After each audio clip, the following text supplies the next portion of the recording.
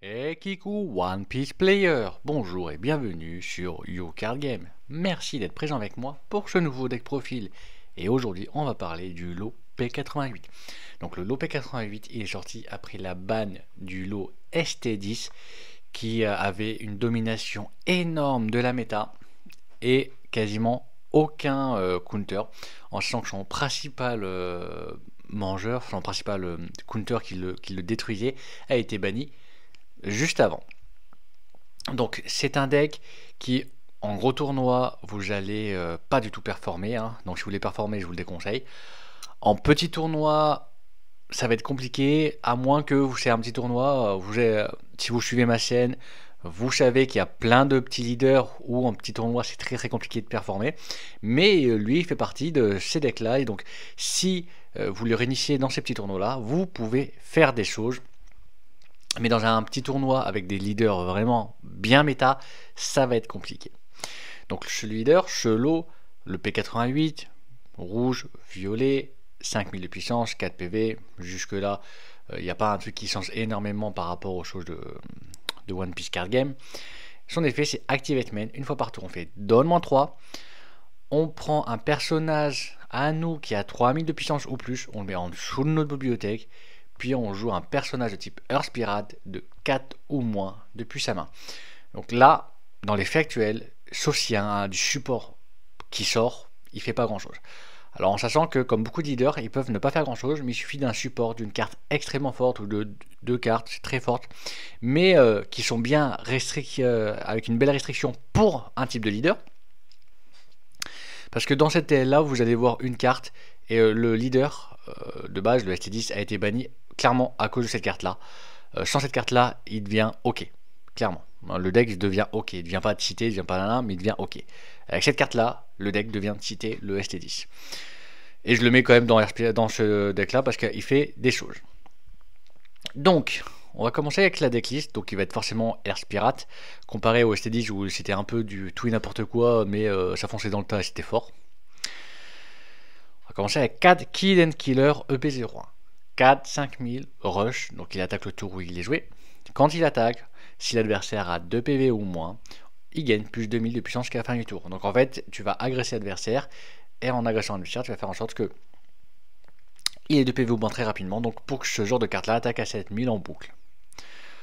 On continue avec 4 lots P40, P17, excusez-moi. 4 5000, parce que la P47 c'est un Luffy leader.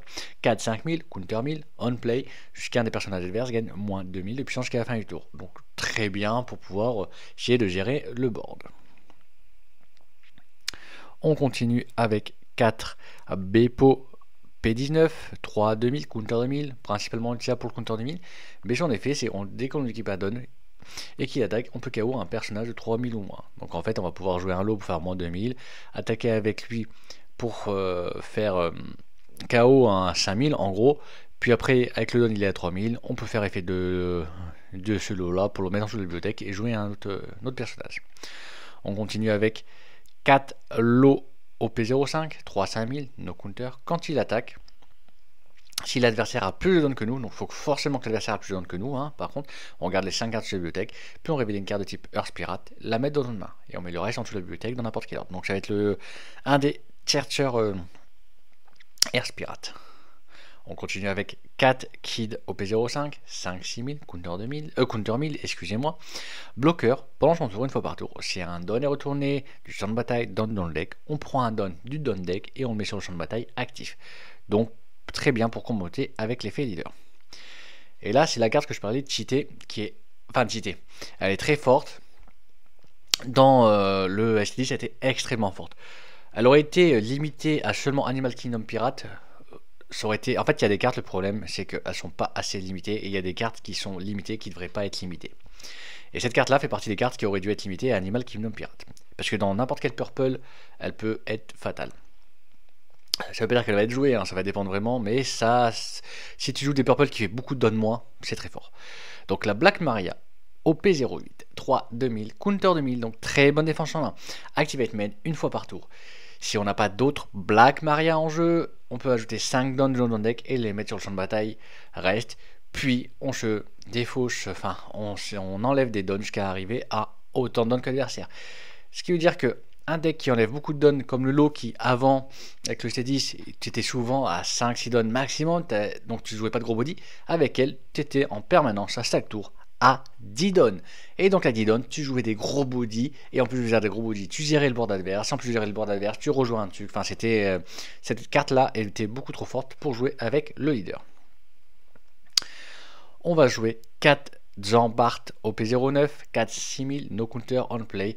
Si l'adversaire a plus de dons que nous, on peut KO un personnage adverse qui a un coup de 3 ou moins.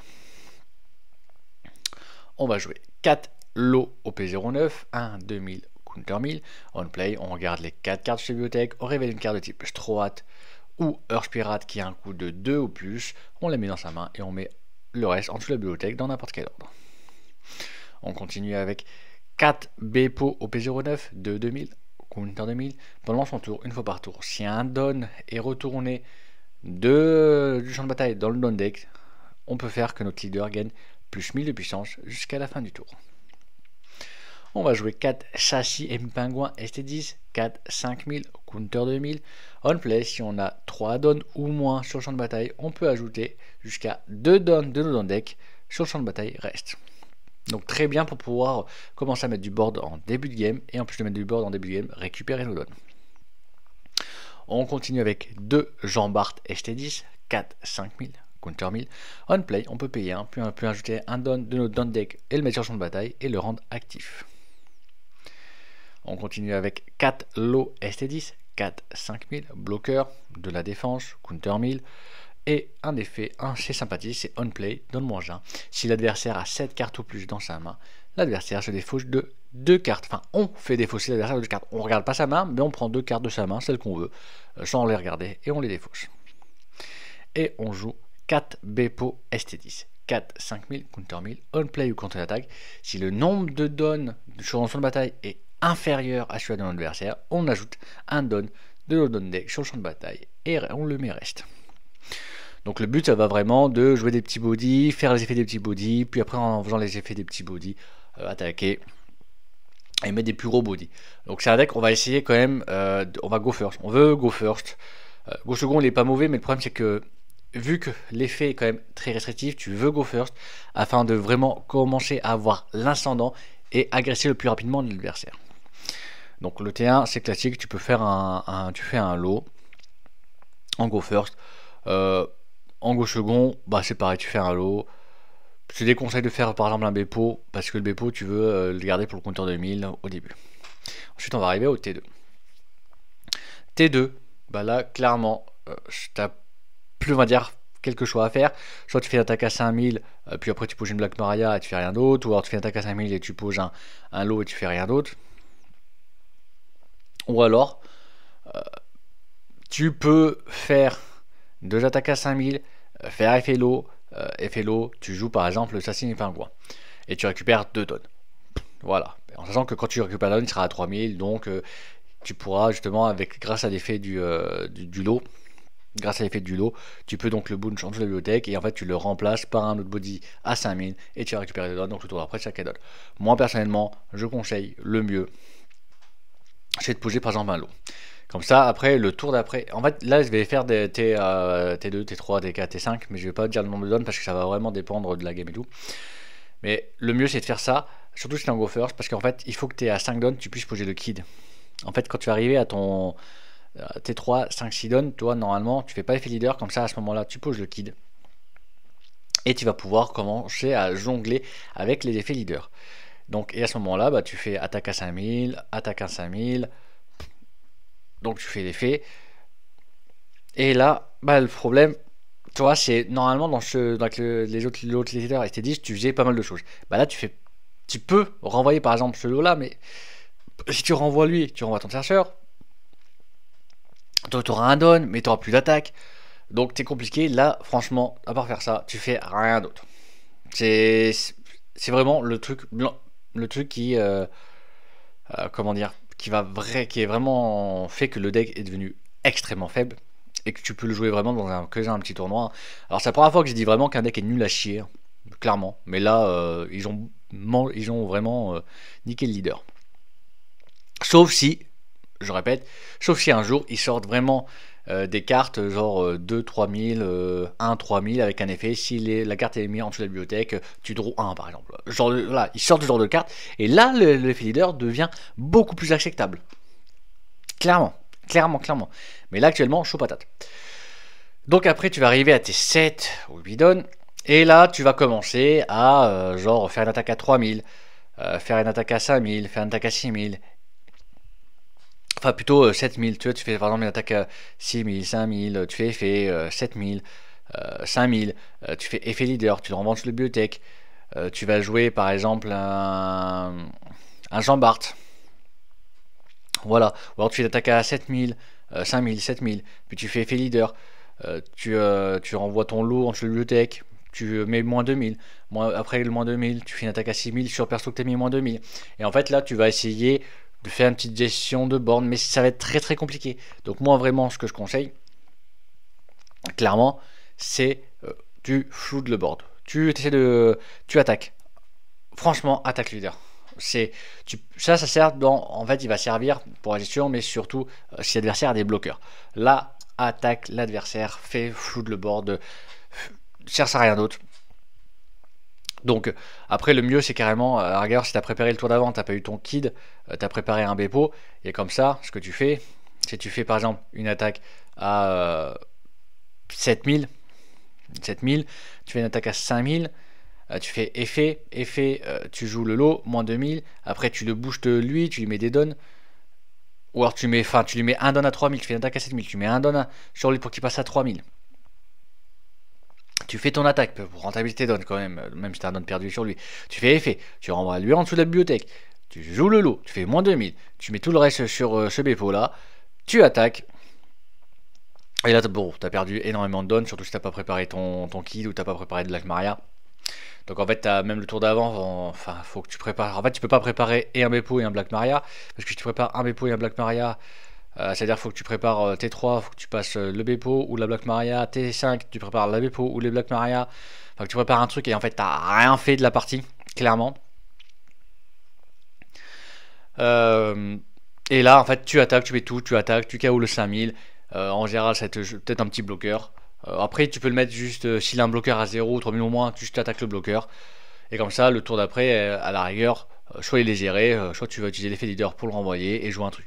Ou alors ce que tu peux faire aussi, c'est quand tu attaques, si par exemple tu attaques avec un personnage, lui, enfin n'importe quoi, tu attaques avec un personnage, tu fais effet du leader pour le renvoyer dans la bibliothèque et pour mettre un autre personnage, par exemple le châssis pingouin ou l'eau, et en fait ça fait comme si tu avais attaqué le personnage et tu l'as rendu actif. Donc voilà.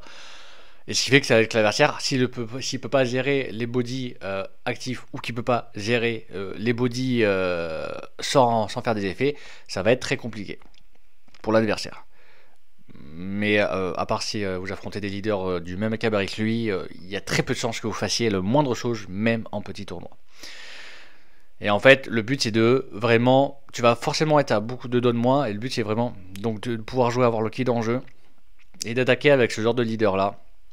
Donc tu as le kid en jeu, tu attaques avec le Bepo, tu fais effet de Bepo, tu fais effet de l'eau, tu renvoies par exemple ton Bepo en jeu, tu rejoins un autre Bepo, en rejoint un autre Bepo, tu récupères et en fait tu as fait le don -3 et tu as récupéré toutes tes donnes, enfin un d'actif, deux restes, et tu répartis tes donnes pour pouvoir attaquer.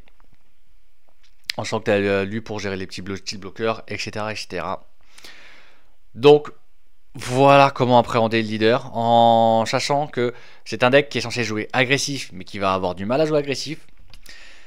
Si gauche second, ça va être compliqué pour le lot de jouer gauche second, parce qu'il n'aura pas d'agressivité, il va être un peu plus lent, donc il va être un peu mieux en donne, et une draw en plus, mais vu qu'il perd son agressivité, bah en fait vous allez être un peu plus tranquille.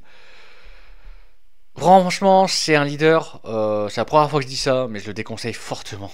Même pour le jouer pour s'amuser, je le trouve pas amusant, clairement. Bandai lui a clairement chié à la figure. Autant que le Sakazuki pour 76, il fait des choses. Il a été nerf comme pas possible, mais il fait des choses. Autant lui, faut vraiment qu'il sorte un deck complet, avec au moins, un deck au moins 3-4 cartes complet, vraiment qui fonctionne que avec ce leader là pour qu'il fasse quelque chose. clairement. Donc, vous faites quand même le deck profil.